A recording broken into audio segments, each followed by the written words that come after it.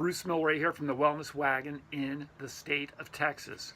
This is the second of 3 interviews that Mindy and I did with Ocean Robbins, the CEO of the Food Revolution Network, in anticipation of the Food Revolution Network Summit that's coming up starting on April 28th. Go to their website, thefoodrevolution.org, sign up for the summit. It's completely free. You're going to be a lot smarter when the whole thing is over. In this interview, Ocean gives us some insight into the global seismic shift, the tipping point that's happening right now about evidence-based nutrition and the awareness globally that's happening. He also shares some information about food addiction, and then also a little bit of a teaser of what they're going to be talking about, some of the experts in the Food Revolution Network Summit that's coming up as food relates to dementia. Let's listen to what Ocean has to say. Mindy and I, last year, we trained probably 400 fitness professionals in One Day to Wellness.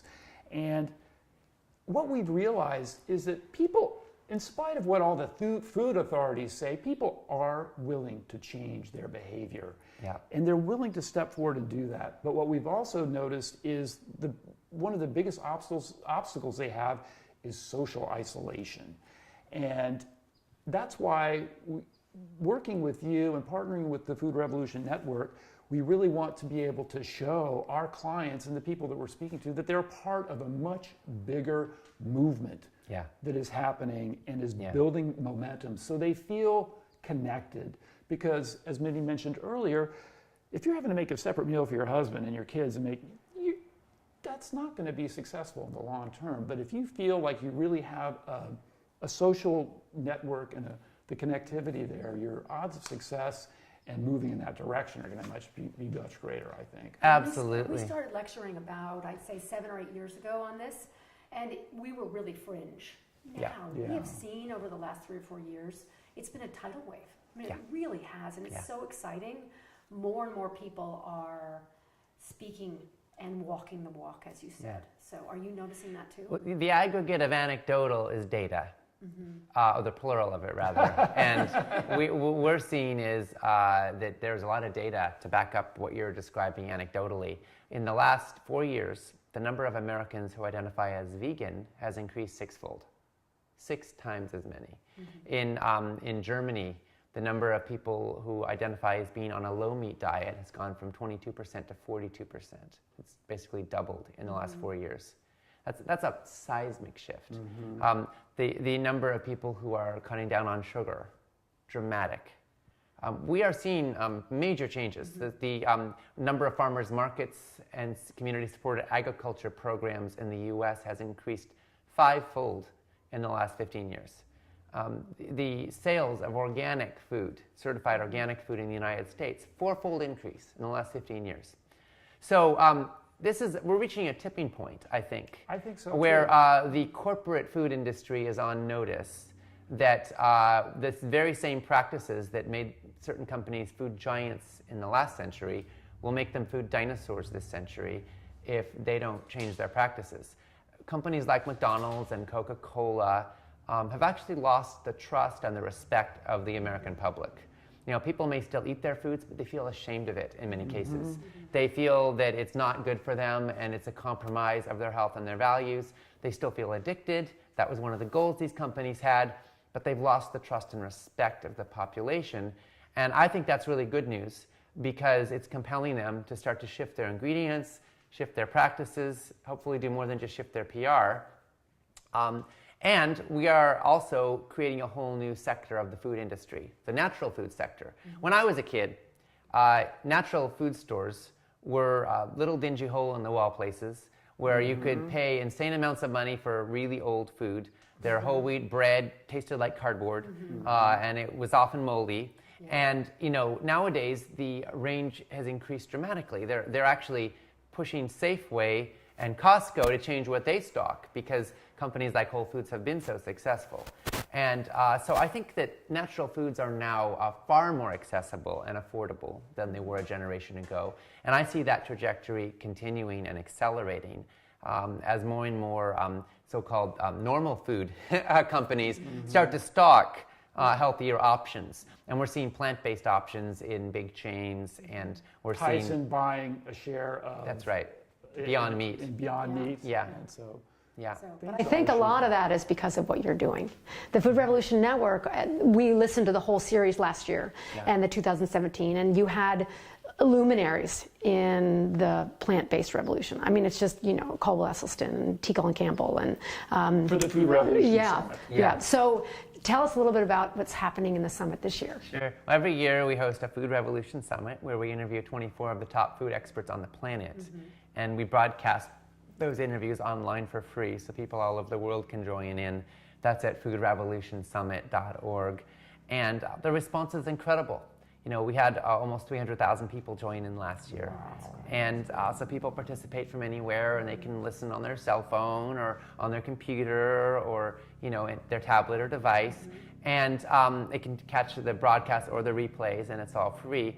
And this year's next Food Revolution Summit, we're going to have a whole range looking at healthy, ethical, sustainable food, but we're particularly focusing a little more strongly on Alzheimer's and dementia and brain health.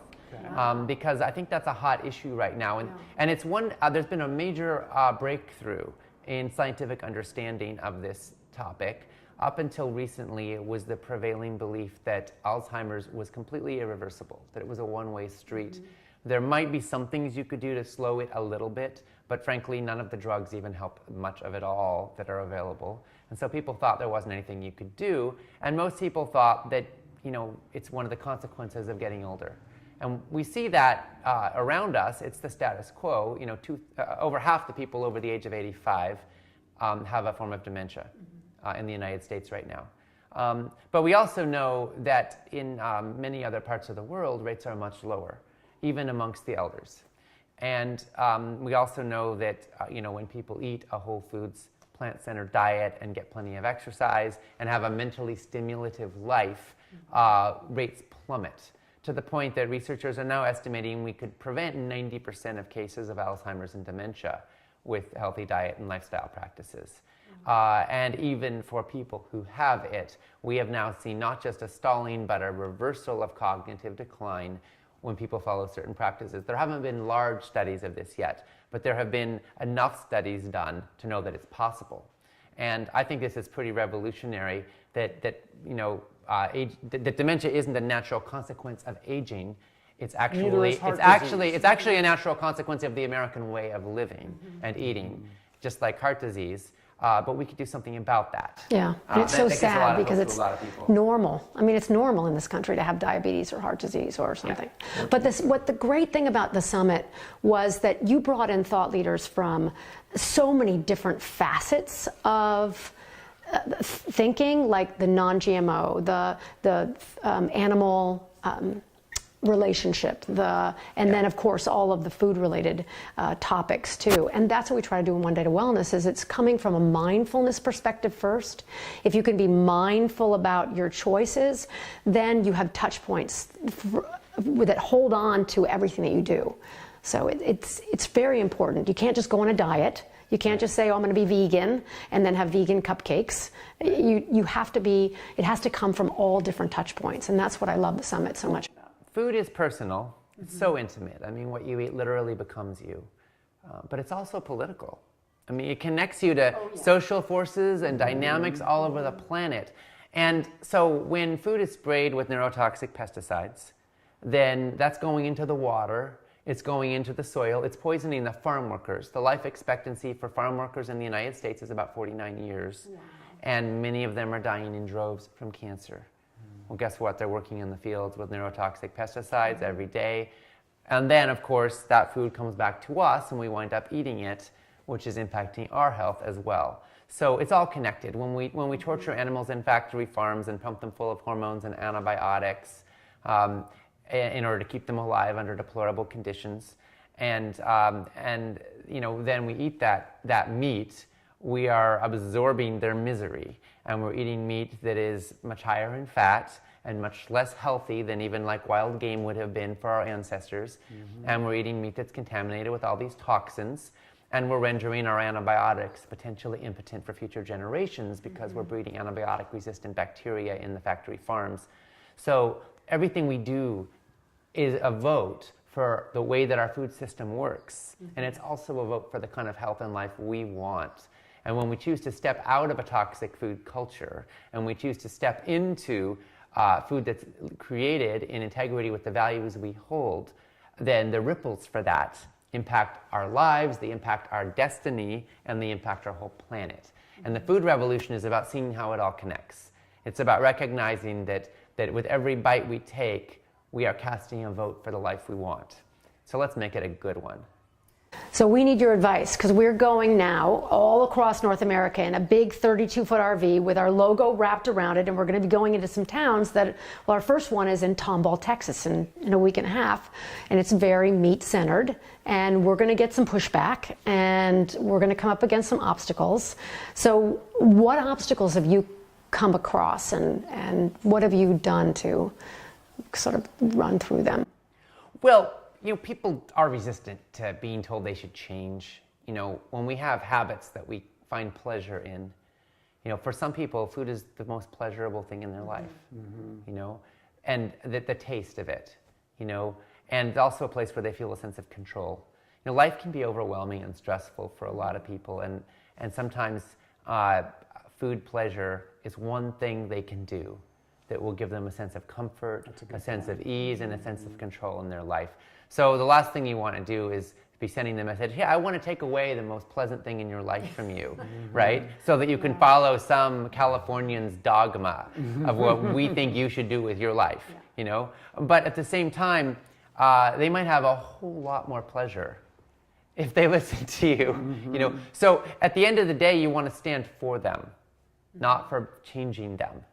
And then recognize that all sustained change comes from the inside out.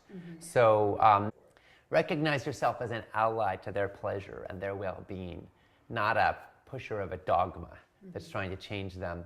And, I think that you want to also always connect with people's pain as well as their possibility. So remember that pain pushes and vision pulls. So the pain is, they may be suffering from weight issues, from 2/3 of our population is overweight or obese. They may be suffering from fear about cancer or dementia or heart disease or mental function, or maybe they're just not feeling great. Maybe they're not sleeping great. Maybe they're not having the sex life they want. So if you can address those pain points with sensitivity and respect, and then show them also the vision that something else is possible, then I think there's a lot of people that are suddenly curious. The most powerful thing you want from them is for them to be thinking, tell me more. Like, I want to hear about that. Yes. Because, a mind that is hungry to learn will absorb information powerfully and be able to apply it. But if they are as resistance, then they're pushing you out even with one ear, even if they're letting you in with the other, and you're not going to get very far. So, speaking, also tell stories is a key helper. People respond to stories. They can't argue with what you've experienced, what you know, from both the pain and the fear that you've gone through, and also the fitness and vitality that you've manifest. And here you are sharing your story. I think that's one of the most powerful, moving pieces. I would agree. And because no one, it's unarguable that this is your lived experience, right? And then also be ready to share some data to back it up, because people want studies. They want to hear not just you should do this, but guess what happened? 70,000 people in the Nurses' Health Study were tracked over the course of 30 years. Everything they ate and all of their health outcomes, and everybody who died in those 30 years was tracked. 70,000 people, that's a pretty big data set. And then they looked at, what did the people eat, and what were their health outcomes, and who died of what, and who was suffering or diagnosed with what over the course of those 30 years. And they learned some pretty interesting stuff. Would you like to know more? That's a compelling teaser. Yes. And then you can be like, well, here's what they found. The nurses who ate, vegetables more than 4 times a week had an average 10 years more healthy brain function, right? Like, Does that make you interested in vegetables? It sure makes me interested in vegetables. I'm glad you brought that up because that's something we really try to drive home. Mindy's been in the fitness industry for 30 plus years. I'm a fitness fossil. She's a fitness I've been icon, there actually. a long Yeah. time. We've been in business about 15 years, and the industry still, because of money, they still, you walk into gyms, the first thing you usually see is a wall of whey protein powder. Yeah. All unsubstantiated by usage through scientific data. So we really try to emphasize all the research studies that we didn't know, but now we do. Yeah. And here's the research. It's really simple. We can show you a summary of this. And that's what's really lacking in our industry, and that's why we're trying to spearhead. Let's go with the data. Yeah. Let's start with the data, and let's look, like you mentioned earlier, the blue zones, and let's see how the people that are living longer and healthier lives, Sure. what are they doing? It's pretty simple. And speaking of fitness, I mean, if your goal is to look like an NFL linebacker, then you may do well eating a lot of protein, and even eating a lot of meat. There's no argument. You can be really big on a vegan diet, but it's not going to help you get really big. We say that's not our business. But right. We come in and say we really want to get big. We say, well, that's just not our business. Yeah, but if you want to be healthy, It's not really healthy. the truth is NFL linebackers are dying in their 50s. Oh, Yeah. Right? Sad.